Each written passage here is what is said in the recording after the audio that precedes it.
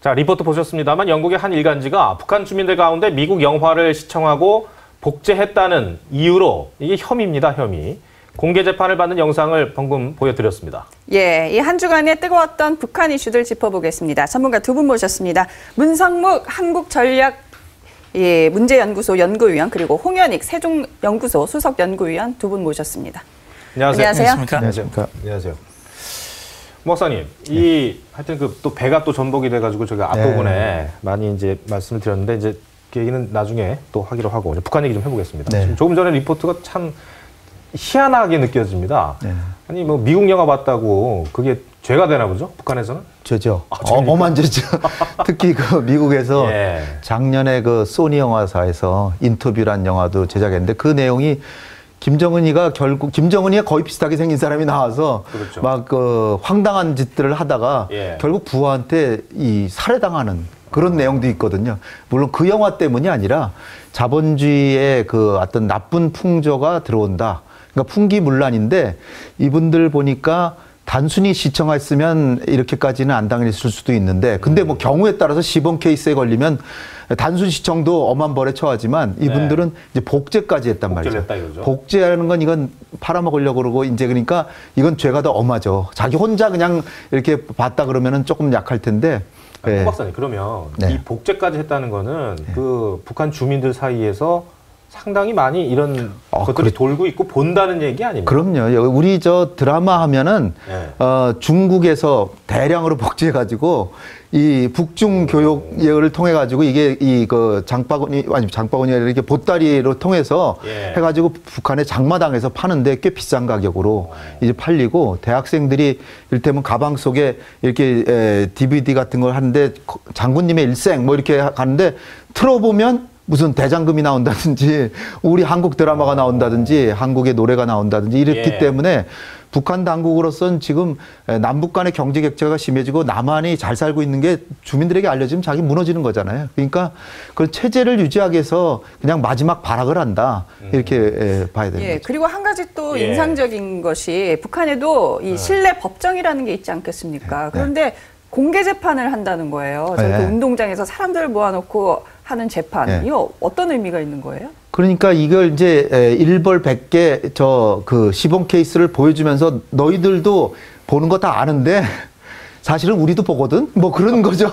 우리도 보지만 지금 장군님 지시가 내려져서 뭔가 생색을 내야 되고 그러니까 일벌백계 하는 모습을 보여줌으로써 혼난다라고 이제 하는 거죠. 그런데 이게 사실 재판을 3심을 해야 되는데 요런 법은 지금 그 노동 교화형이 있고 노동 단련형이 있어요. 노동 단련형은 그야말로 거리에서 불량배 잡아다가 2년 이하에 그냥 그 집단 노동시키는 건데 이분들 보면 노동 단련형이 아닐까 이렇게 생각이 돼요. 노동 단련형. 화력발전소 같은 데 가서 이제 험한 노동을 해라.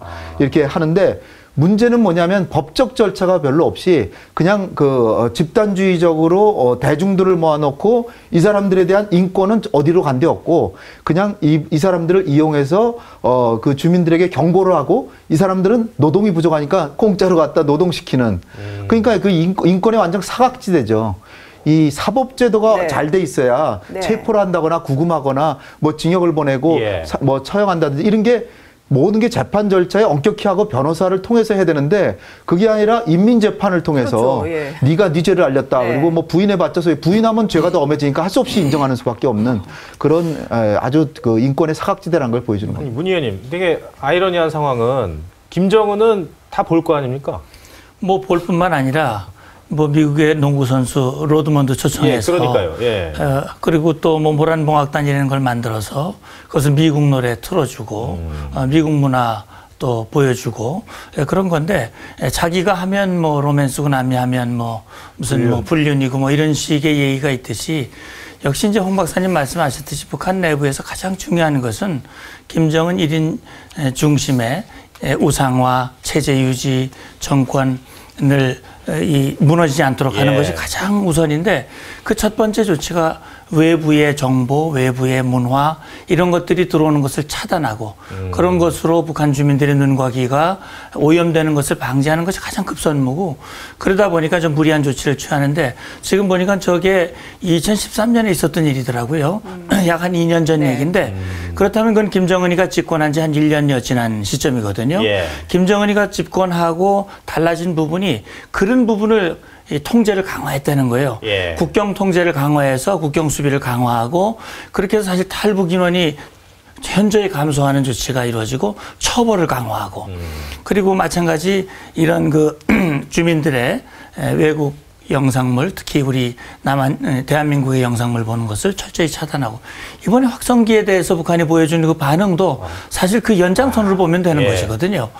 그런 차원에서 북한이 정말 북한의 지도자가 북한 주민들의 마음을 얻을 수 있도록 그들의 행복과 이 풍요한 삶을 보장해 준다면 저절로 충성하지 않겠습니까? 그걸 힘으로 강요로 이런 식으로 하는 게 지금 문제인 거지요. 그러니까, 과거 예. 소련에도 그랬지만 네. 소련에서 그 사회주의가 왜 무너지느냐?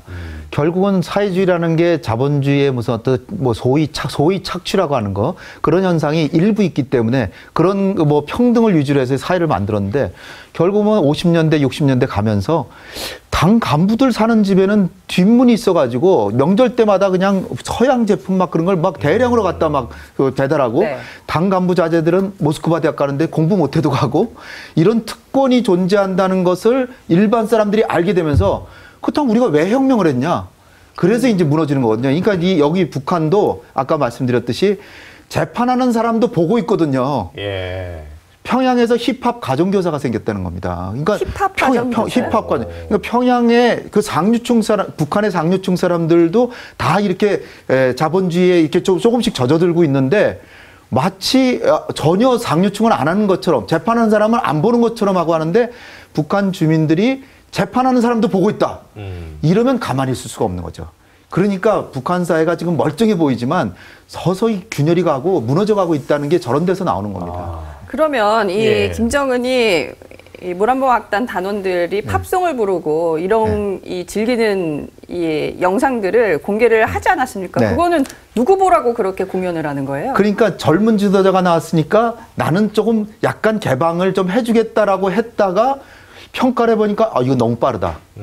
소련에서도 골바초프가 글라스노스를 했는데 이게 체르노빌 원전 폭파해가지고 할 수 없이 전 주민이 다 알게 되니까 할 수 없이 공개하는데 김정은이도 서구 물결이 하도 오니까 조금 인기에 부합하려고 조금 틀어봤다가 야 이러다가 이게 걷잡을 수 없게 되면 안 되는 거라 해서 다시 또 회귀하잖아요. 조금 숨통을 트이려고 했으나 이게 아니구나 판단해서 계속해서 가려고 처음에는 생각도 했겠죠. 스위스 유학도 하고 자기 여동생도 뭐 홍보 담당하는데 그런 식으로 생각은 해봤겠죠. 근데 이게 잘못하다가는 고삐 풀리면은 이건 주민들 통제가 안 된다. 그렇게 해서 다시 또 이런 엄한 그 규율을 다시 강조하는 거죠. 네, 개방적 무슨 주민 친화적 리더십을 과시하기 위해서 그런 악단도 만들고 좀 더 앞에 아버지나 할아버지와 좀 다른 그런 어떤 이미지를 보여주려고 했지만 뭐 그런 것들이 나오고 나서 나름대로 내부 평가를 하고 그러면서 그 수위와 속도와 이런 것들을 이제 조절해 나가는 것인데 역시 지금 김정은 정권의 가장 큰 딜레마는 그 부분이에요. 과거 김일성 시대, 김정일 시대에는 주민들의 눈과 귀를 가릴 수 있는 그런 능력이 있었지만 이제는 사회문화 정보가 발달되면서 그런 것들을 이제 도저히 통제하기 어려운 그런 상황으로 오고 있거든요. 그걸 김정은 정권이 제대로 알고 대처하지 않으면 홍 박사님 말씀하신 대로 이제는 막을 방법이 없다. 힘으로 막지만 그것으로 언제까지 막을 수 있겠느냐는 그런 부분이 남아있는 거죠. 박근혜 대통령의 열병식 참석을 계기로 지금 북한 김정은은 또 한 번의 위기라고 볼 수가 있습니까? 그렇죠. 지금 김정은이가 그 열병식 하는 당일날 그 신의주에 있는 무기공장을 방문을 했단 말이죠. 사실 그 의도가 어디에 있느냐라고 하는 것이 지금 우리가 주목할 부분인데 역시 김정은으로서도 고민이 굉장히 많을 거예요. 자기가 2012년 4월에 아버지의 뒤를 이뤄서 지도자가 돼가지고 첫 연설에서 앞으로는 다시는 주민들의 허리띠를 졸라매는 일이 없도록 만들겠다라고 공언을 했는데 예. 그동안 한 일이 그저 뭐 마식령 스키장, 문수물놀이장, 평양의 고층 아파트 진거 외에는 실제 북한 주민들의 삶을 낫게 해주는 그런 실질적인 조치들이 안 보이고 있거든요. 예. 그런 출루들이 안 열리고 있기 때문에 김정은으로서는 당장 10월 10일 70주년 당 창건 기념일 행사에 로켓 이 소위 장거리 미사일을 쏠 것인가 말 것인가. 쏘면 자기의 리더십이 과시되는데 또 결과적으로는 국제사회의 추가적인 제재와 앞으로 경제적인 어려움 이렇게 생각하면 굉장한 딜레마에 지금 빠져 있는 거거든요. 예. 남북 간에 8.25 합의도 했고 이걸 지켜나가야 되는데 역시 말하자면 내부 단속해야 하는 그런 과제도 같이 있기 때문에 이걸 김정은이가 풀어나가는 데는 상당히 어려움이 있다 이런 생각이 듭니다. 네. 알겠습니다.